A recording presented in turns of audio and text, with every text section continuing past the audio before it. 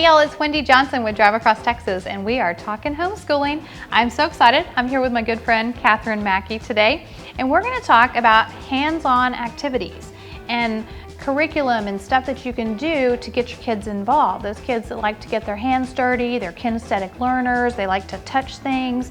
That's what we're going to talk about today. So Kathryn, tell us a little bit about what you use in your homeschool. All right, so we use the Good and the Beautiful curriculum for math, language arts. Here is a math activity box that it comes with.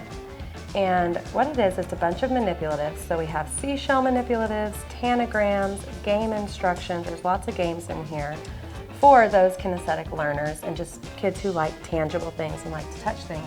One of my favorite things in here is the tanagram pieces and the tanagram cards. So my daughter will take these, and she will sit here for about 30 minutes and just take these little tanagram pieces and match them up, put them where they go, and it's so good. It's just so good for their brain, their development. Yeah, it's got wonderful things in here. Now, one thing is, I absolutely love the math curriculum, but my daughter not so much. So it was just a little too much with the words and the stories. She didn't really like it. So what we did, we got something a little more simpler. This is Horizons Math, and it's a simple page with, easy things for her to get, easy to teach. And we'll use this math activity box as something extra, something to kind of help concrete what she's just learned. So after she does one of these, we'll pull out one of these games. It has an instruction manual, game instructions right here. This is a game she can do by herself. She can do the tanagrams by herself, of course. And yeah, so I'll just go in here and I'll show her, hey, you know, this goes along with what we did today. Here's the game that we're going to play. We can either play it solo or we can play it together. Sometimes she'll play it with her older brother when he's, you know, he'll play with his sister. And he's feeling nice. Yes, but you can use this without buying their curriculum. So you can just buy their math activity box. You know, say you like the curriculum. I absolutely love it, but it's not me who's trying to learn. I'm trying to, you know, teach her. And so it's great. It's great for auditory and people who need tangible math. So there you go. Yeah. Well, and that works because if you do have a kid that does well with lots of reading and lots of words, then, you know, you kind of have both of those, but they still get that concrete hands-on, you know, which I have a Montessori background, so I learned early on how important that, you know, putting their hands on things and touching things and being able to move the beads across the abacus, stuff like that. I learned how important that is. But it's not just math. So tell me how to use manipulatives in some of the other areas of your homeschool. Yeah, so here I have this little dinosaur and shoelace. So what I do is, I bought these for my son. He's 3 years old.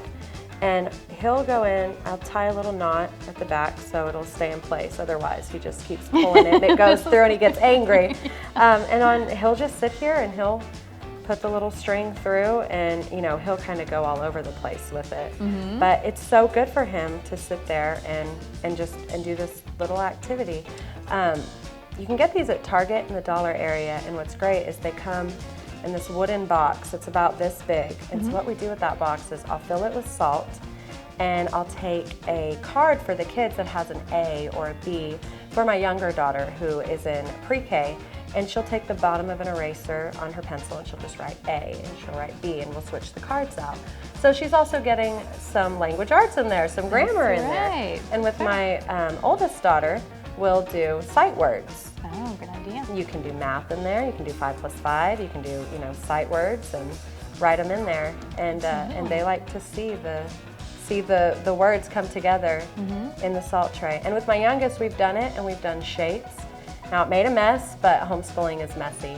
It is. Yeah. Well, and they've actually proven, like science has gone back and proven that whenever they do concrete things like that with sensories, like if they're touching the salt or the sand, we've used sugar.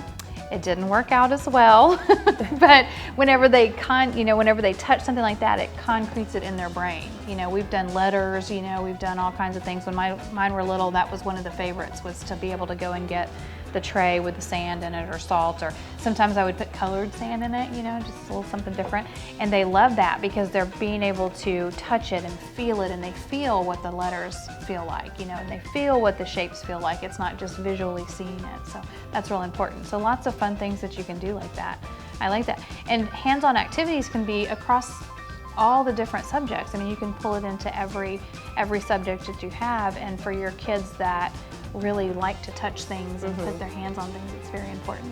I think it's real important at the younger ages, because that's absolutely. And what kid doesn't like to touch things? I mean, you take so them to the tactile, store and they're just touch, touch, touch, touch. Yeah. I know, and it gives them an opportunity to learn.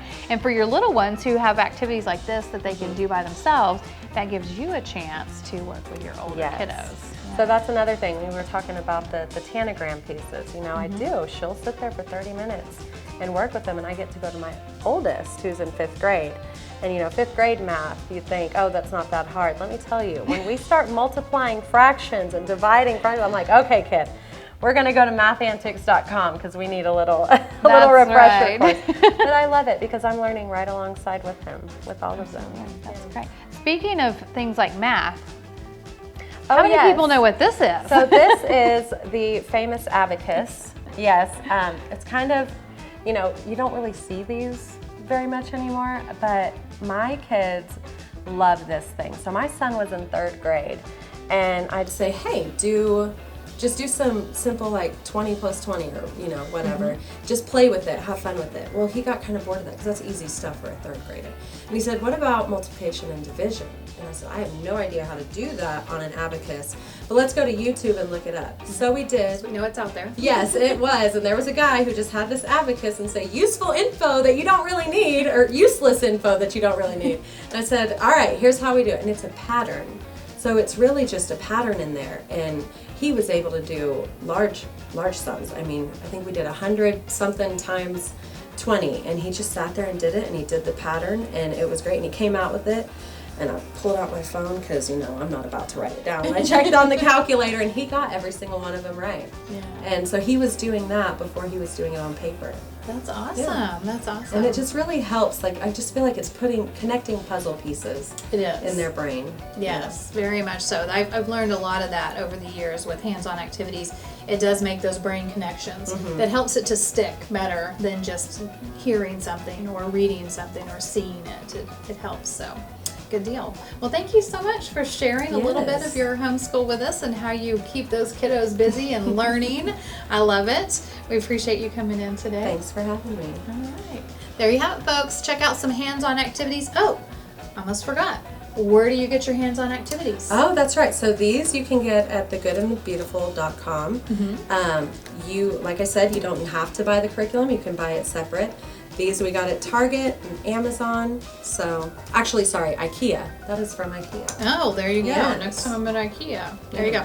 Lots of fun activities out there. I can tell you that like Dollar Tree and Dollar Spot at Target, always fun places to go find little activities to, just keep their hands busy and stuff like that.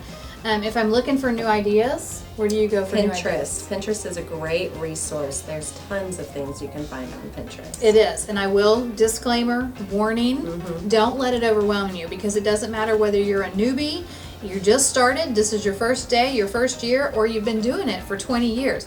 Pinterest can be very overwhelming. So, you got to kind of take it in stride. Look at the ideas, but don't set your standard by Pinterest. So, thank you so much for sharing with us today. All right, folks, there you have it. Another Drive Across Texas Talks Homeschooling. Bye, y'all.